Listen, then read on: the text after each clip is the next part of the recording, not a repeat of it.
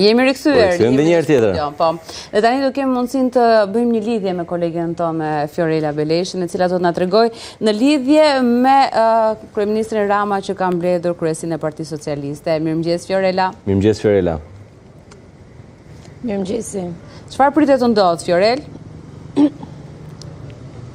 Duhet themi që kryeministri Rama, njëkohësisht kryetari i Partisë Socialiste Edi Rama, ka bërë me dije që muaj mars do të kushtohet tashmë partisë pas vendimit që ka marrë si për ndryshimet në qeveri apo për vendimet e grupit për sa i përket vetëm pak ditë më parë për rrëzimin e kërkesës SPAK. Tashmë do të jetë muaj mars një muaj ku do të ketë organizime brenda Partisë Socialiste dhe tashmë për të raportuar të gjithë drejtuesit politik, anëtarët e kryesisë, pasi kjo është mbledhja e dytë brenda javës, ndërkohë që edhe ka patur edhe një mbledhje tjetër përveçse me kryesinë, me drejtuesit edhe me deputetët e Partisë Socialiste në qarkun e Tiranës dhe me drejtuesit e Bashkisë së Tiranës pikërisht për sa i përket organizimit të zgjedhjeve.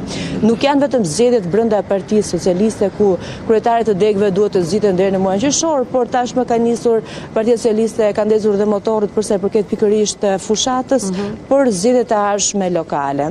Edhe pse nuk është saktuar ende nga ana e zotit Rama një datë për asamblen, brenda Partisë Socialiste përflitet për një mbledhje asambleje në fund të marsit, por mbetur për të parë nëse do të kemi një datë ditën e sotme nga mbledhja e kryesisë me dyert të mbyllura në Selinë Roz. Ndërkohë nga ana tjetër pritet që të gjithë anëtarët e kryesisë të raportojnë për sa i përket detyrave që ka dhënë për sa i përket anës organizative të Partisë Socialiste dhe më pas për dalë përfundime të tjera.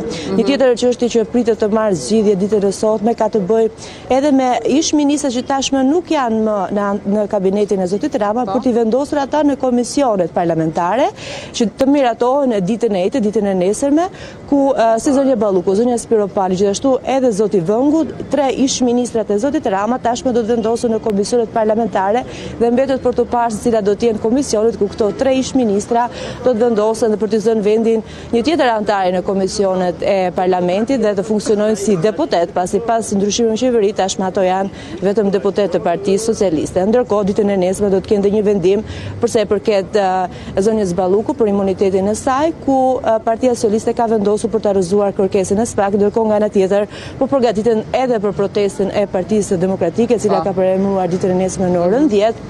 Përpara parlamentit dhe kështu socialistët do të marrin të gjitha masat për të miratuar raportin e tyre dhe për të përfunduar dhe seancën, ndoshta në pak minuta në gjithmonë se do të ketë, duhet themi, edhe sherr apo kaos edhe brenda sallës plenare.